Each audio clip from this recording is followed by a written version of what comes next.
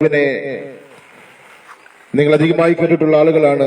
സുവിശേഷം അറിയാത്ത ആരും എന്നെ ശ്രദ്ധിക്കുന്നില്ലെങ്കിലും പിന്നെയും ഈ സുവിശേഷങ്ങൾ നിങ്ങൾ കേൾക്കുവാൻ കാരണമാക്കിയിരിക്കുന്നത് യേശുക്രിസ്തു നിങ്ങളെ സ്നേഹിക്കുന്നത് കൊണ്ടും തന്നിരിക്കുന്ന ആത്മാവിന്റെ വില മുഴുവൻ ലോകത്തേക്കാൾ വലുതും ആയിരിക്കുന്നത് കൊണ്ട് മാത്രമാണ്.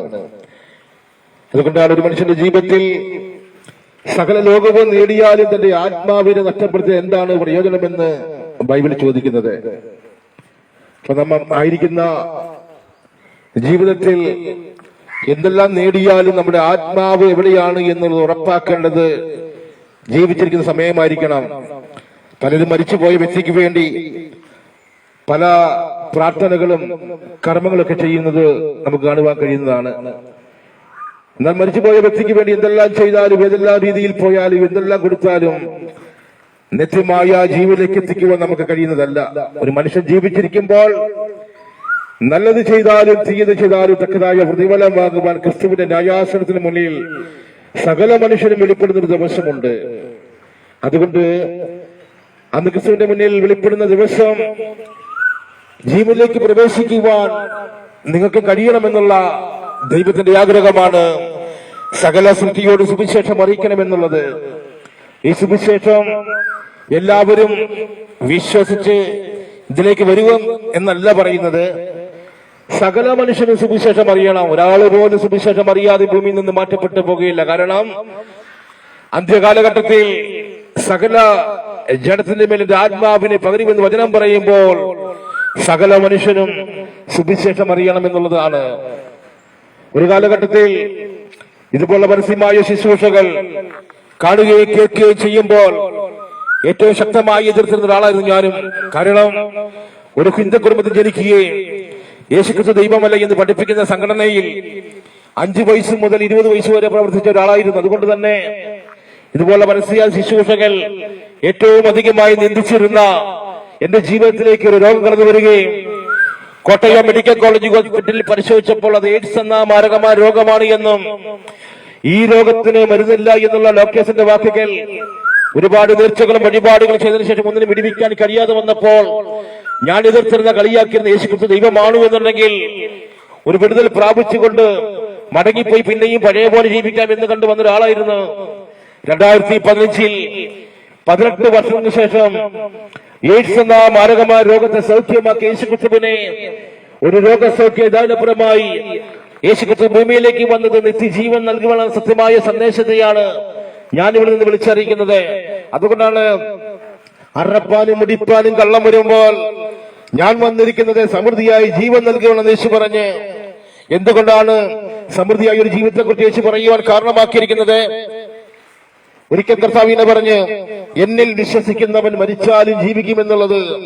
അപ്പൊ മരണത്തിനപ്പുറമായ ഒരു ജീവിതമുള്ളത് കൊണ്ടാണ് അങ്ങനെ പറയാൻ കാരണമാക്കിയിരിക്കുന്നത്. ഇന്ന് മരണം കൊണ്ട് അവസാനിച്ചെന്ന് പറഞ്ഞുകൊണ്ട് ജീവിക്കുന്ന ഒരുപാട് ആളുകളുണ്ട്. മരണം എന്നത് ഈ ഭൂമിയിൽ നിന്ന് ഓടി ഒളിക്കുന്ന ഒരു മാർഗമായി കണ്ടുകൊണ്ട് ഒരുപാട് ആത്മഹത്യ നമ്മുടെ ഇടയിൽ നടക്കുന്നുണ്ട്. ഇന്ന് കാണുകയും കേൾക്കുകയും ചെയ്യുന്ന വാർത്തകൾ കുഞ്ഞുകുട്ടികൾ എത്ര അധികമായി ആത്മഹത്യ ചെയ്യുന്നുണ്ട്. നോക്കിയേ എന്റെ വീടിനടുത്ത് കഴിഞ്ഞ ദിവസം അടുപ്പിച്ച് 2 കുഞ്ഞുങ്ങൾ ആത്മഹത്യ ചെയ്തത്. 17 വയസ്സുള്ള കുഞ്ഞുങ്ങൾ 2 പേര്. അപ്പൊ അതുപോലെ തന്നെ എത്രയോ അധികമായി ആത്മഹത്യകളാണ് നമ്മുടെ മധ്യം വന്നുകൊണ്ടിരിക്കുന്നത്.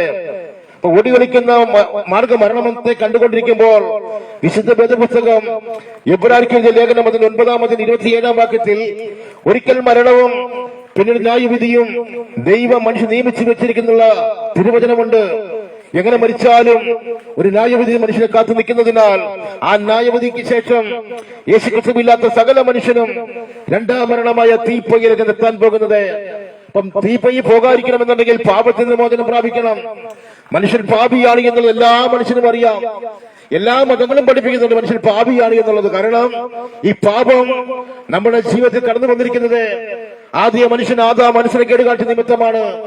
ആദാം എന്ന മനുഷ്യൻ അനുസരണ കേട് കാണിച്ച നിമിത്തം പാപവും മരണവും ഈ ഭൂമിയിൽ വാഴുമ്പോൾ ഈ മരണത്തിൽ നിന്ന് നീക്കുകയൊക്കെ ചെയ്യുവാൻ, പാപത്തിൽ നിന്ന് മോചനം പ്രാപിക്കുവാൻ മനുഷ്യൻ ഒരുപാട് കണ്ടുപിടുത്തങ്ങൾ ചെയ്തുകൊണ്ടിരിക്കുകയാണ്. മരണത്തിൽ നിന്ന് ജയിക്കുവാൻ മനുഷ്യൻ ഒരുപാട് മാർഗം നോക്കുന്നുണ്ട്. എന്നാൽ ഈ മരണം ദൈവം നിയമിച്ചു വെച്ചിരിക്കുന്നതിനാൽ ഇതിൽ നിന്നൊരു മോചനം പ്രാപിക്കണമെന്നുണ്ടെങ്കിൽ കർത്താവിലേക്ക് നാം മടങ്ങി വരണം. മരണത്തിൽ നിന്നുള്ള നീക്കുപോക്കുകൾ കർത്താവ് യഹോവയ്ക്ക് മാത്രമാണുള്ളത്. അതെ, യേശുക്രിസ്തുവിൽ മരണം നീക്കിപ്പോക്ക് ചെയ്യുവാൻ കഴിയുന്നതാണ്. ഞങ്ങളുടെയൊക്കെ ജീവിതം പാപത്തിന്റെ വടുക്കുള്ള ജീവിതമായിരുന്നു. മദ്യത്തിലും മയക്കുമരുന്നിലും മറ്റു ലഹരി പദാർത്ഥങ്ങൾ ഉപയോഗിച്ചുകൊണ്ട് ഞങ്ങൾ കുടിക്കുന്ന കഞ്ചാവിനകത്ത് ഞങ്ങൾ ഭരിക്കുന്ന ഈ കഞ്ചാവും ഞങ്ങൾ കുടിക്കുന്ന മറ്റ് ലഹരി പദാർത്ഥത്തിനകത്ത് സന്തോഷം കണ്ടെത്തി ഞങ്ങൾ പറയുന്നതാണ് ശരിയെന്ന് പറഞ്ഞ് ജീവിച്ചൊരു ജീവിതമായിരുന്നു. ആരെയും അനുസരിക്കാതെ, ആരെയും വകവെക്കാതെ, ദേശക്കാർക്ക്, സ്വന്തക്കാർക്കും, നാട്ടുകാർക്കും, പോലീസുകാർക്കും, എക്സൈസുകാർക്കും തുടങ്ങിയ സകല മനുഷ്യനും അവൻ തലവേദനയാമറിയ ജീവിതമായിരുന്നു. ഞങ്ങളെ വിടിവിക്കുന്ന ഒന്നിനും കഴിഞ്ഞില്ല. ആരും ഞങ്ങളെ വിടിവിക്കുന്നതിനെ പറ്റി പറയാൻ വരികയില്ല. കാരണം ആര് വന്ന് പറഞ്ഞാലും അവരുടെ എതിർക്കുന്ന ഒരു സ്വഭാവമായിരുന്നു. എന്നാൽ ഞങ്ങൾ തേടി സുവിശേഷമാണ്, ഞങ്ങൾ രൂപാന്തരപ്പെടുന്ന സുവിശേഷമാണ്. അതുകൊണ്ടാണ് ഞങ്ങൾ വഴിയോരങ്ങളിലും തെരുവോരങ്ങളിൽ നിന്ന് ഇങ്ങനെ വിളിച്ചു പറയുന്നത്, മറ്റൊരുത്തിനും രക്ഷയില്ല. നാം രക്ഷിക്കപ്പെടുവാൻ ആകാശത്തിന്റെ കീഴിൽ മനുഷ്യരുടെ ഇടയിൽ നൽകപ്പെട്ട ഒരേ ഒരു നാമമേ ഉള്ളൂ. അത് ഞങ്ങൾ ഉയർത്തുന്ന കർത്താവായ യേശുക്രിസ്തുവിന്റെ നാമമാണ്. ഈ നാമത്തിന്റെ മുന്നിൽ എല്ലാ മുഴങ്കാലും അടങ്ങും, എല്ലാ നാവും പാടും യേശു മാത്രം കർത്താവെന്ന്. ഇന്ന് ഞാനാണ് വലിയവൻ, എന്നെ കവിഞ്ഞാരുമില്ല എന്ന് പറഞ്ഞ് ജീവിക്കുന്ന ഒരുപാട് ആളുകളുണ്ട്. എന്റെ ഈ പണമുണ്ട്, അതുകൊണ്ട് എനിക്കതിന്റെ ആവശ്യമില്ല എന്ന് പറയുന്ന ഒരുപാട് ആളുകളുണ്ട്. ഇവിടെ എല്ലാം മുഴങ്കാൽ മടങ്ങുന്ന ഒരു ദിവസമുണ്ട്. എന്നാണ് ക്രിസ്തുവിന്റെ മുന്നിൽ എല്ലാവരും ഒരിക്കൽ പാടും യേശു മാത്രം കർത്താവ് എന്ന്.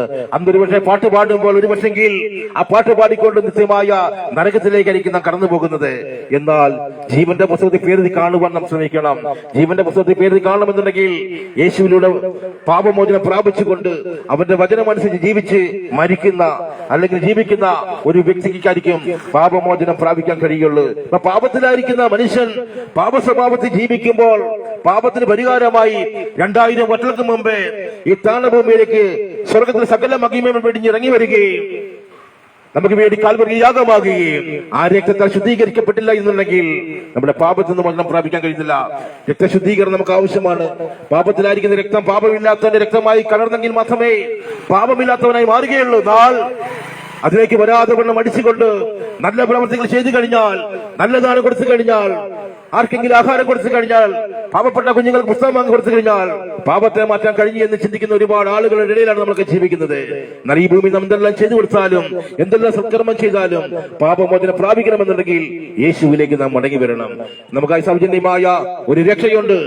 യോഹന്നാന്റെ സുവിശേഷം 3-ാം അധ്യായത്തിന്റെ 16-ാം വാക്യത്തിൽ തന്റെ ഏകജാതനായ പുത്രനിൽ വിശ്വസിക്കുന്ന ഏവനും നശിച്ചു പോകാതെ നിത്യജീവൻ പ്രാപിക്കേണ്ടതിന് അവന് നൽകുവത്തക്കവണ്ണം ദൈവലോകത്തെ സ്നേഹിച്ച്, ആ സ്നേഹമാണ് നമുക്ക് വേണ്ടി കാൽവരിയിൽ ചൊരിഞ്ഞത്. ആ സ്നേഹത്തിലേക്കാണ് ഞങ്ങൾ നിങ്ങളെ ഹാർദമായി സ്വാഗതം ചെയ്യുന്നത്. ചിലർ പറയാറുണ്ട് ഒരു പണിയും ഇല്ലാത്തവരുടെ പണിയാണ്, അതുകൊണ്ടായിരിക്കും, അല്ലെങ്കിൽ പണമുണ്ടാക്കുന്ന മാർഗമായിരിക്കും, അതുകൊണ്ടായിരിക്കും ഇങ്ങനെ വഴിയോരങ്ങളിൽ നിന്ന് പ്രസംഗിക്കുന്നത് എന്ന് പറയുമ്പോൾ ഒരു മനുഷ്യന്റെ ജീവന്റെ വില ഒരു ലോകത്തേക്കാൾ ആണ് എന്നുള്ള തിരിച്ചറിവാണ് ഞങ്ങളെയും പ്രസംഗിക്കുവാൻ പ്രേരിപ്പിക്കുന്നത്.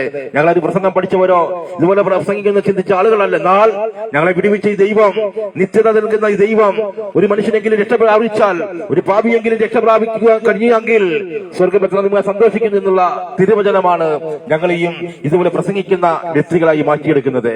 എന്തുകൊണ്ടാണ് പ്രസംഗിക്കുന്നതെന്നൊക്കെ ചോദിക്കുന്ന ഒരുപാട് ആളുകളുടെ മധ്യേ, പണമുണ്ടാക്കുന്ന മാർഗമാണ് പറയുന്ന ഒരുപാട് ആളുകളുടെ മധ്യേ നിന്നുകൊണ്ട് ഞങ്ങൾ പറയുന്ന ഒരേ ഒരു കാര്യമേ ഉള്ളൂ, പണമുണ്ടാക്കുന്ന മാർഗമല്ല, മനുഷ്യന്റെ മനസ്സിൽ രൂപാന്തരമുണ്ടാകണം.